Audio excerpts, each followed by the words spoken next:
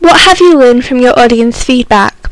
Through the process of creating our media products, we took into consideration a lot of audience feedback, all of which allowed us to develop and establish our ideas further and get other people's points of view, some of which were fitted into our target audience and some culture of our band, Blue Lit Feel. By doing this, it allowed us to help distribute the band, Blue Lit Feel, and promote their new single, Glitterbox.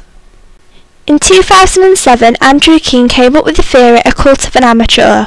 Through feedback, it is clear our product challenges this, as through the feedback we have received, our target audience stated we have made professional pieces of media for using the Web 2.0 for ideas and allowing us amateurs to create professionalism without the need of money and expertise.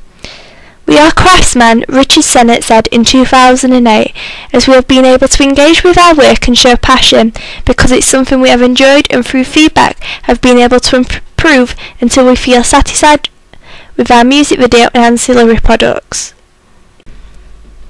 We received feedback in a range of formalities throughout the process of creating our music video and ancillary tasks, through questionnaires, face-to-face feedback and comments through Web 2.0 created by Tim O'Reilly, allowing us to use Facebook and Twitter to get valid feedback, allowing interaction online. To connote our ideas for our music video, we created a media pitch through Prezi, which is an interactive online software. Through creating a media pitch, it allowed us to present our ideas to our class, who fitted into our target audience, allowing us to get relevant feedback about ideas and whether they will be realistic when creating our music video. This also allowed us to connote our ideas and see whether they fitted in with our theme and genre and would target the correct audience such as gender, age and subculture.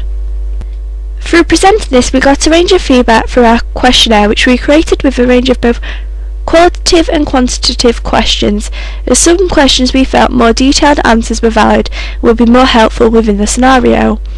For our Appendix 7 questionnaire feedback, based on our media pitch, we asked questions such as, do you think a flexi narrative would overcomplicate our music video? Most people here answered with no, something we agreed on, as felt by creating a flexi narrative it allowed more creativity, would add more personality and allow the star persona, Richard Dyer 1975, to be created in more than one scenario. Some people, however, did state no. Something we took into consideration is even though it was a smaller percentage, our music video may have originally targeted them. We decided to ask these people why they felt a flex narrative wouldn't work, and the main reason was as they felt hybrid music videos and performance videos were more effective and something we were more likely to watch. This was something we decided to take into consideration and which helped develop our ideas on, as in the end we chose to create a music video which was hybrid, due to them having more popularity and often creating more of a star persona for the band.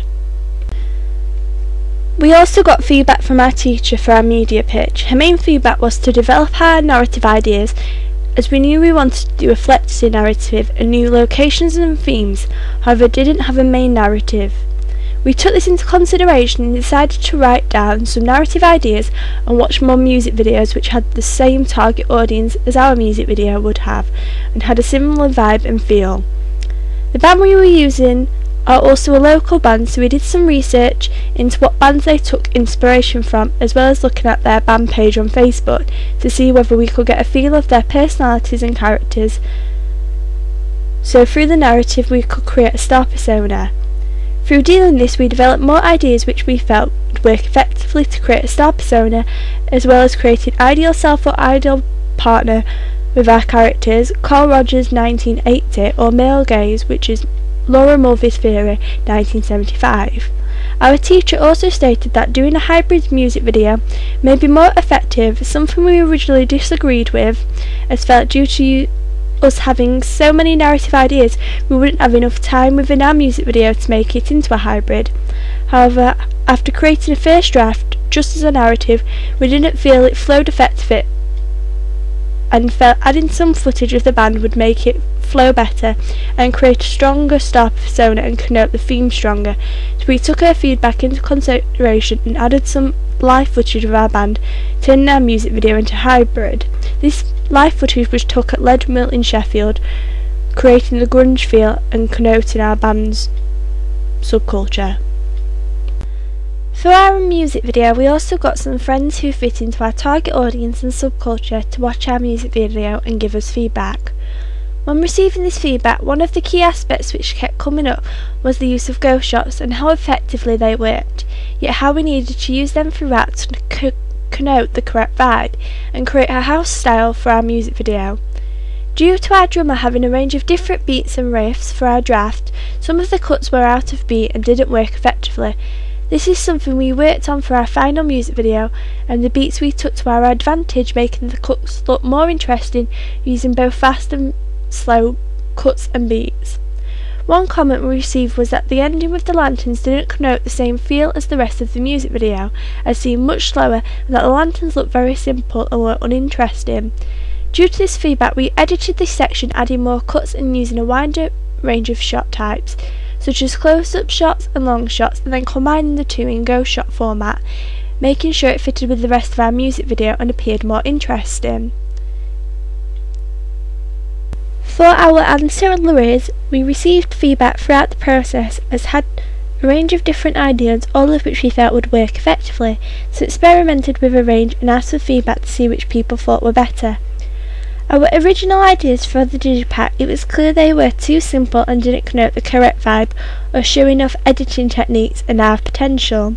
So we decided, due to receiving negative feedback, that we should do some further research of other digipacks associated with our band and the vibe we wanted to connote. We came across a design which we liked and decided that we would take inspiration from and try and create our main front cover for the digipack around this, as this was the most important element and is what tends to draw in attention. After doing this, our main feedback was that they were too similar and that we needed to make it more individual. So we decided to stick with a very similar design yet use a different shape template and felt different sizes and formations would work effectively. For our ancillaries, we have got feedback through social networking sites such as Facebook. On the image of the front cover of our digipack, most of the feedback concentrated on the typography, as people said they liked the glitter effect and felt we should do this for the typography, as the blue lit field didn't look as effective as the glitterbox idea.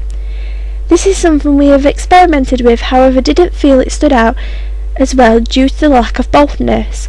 On Facebook, we uploaded both a black and white image of the front of our digipack as well as a colour image, as we were unsure which worked most effectively and would draw in most attention.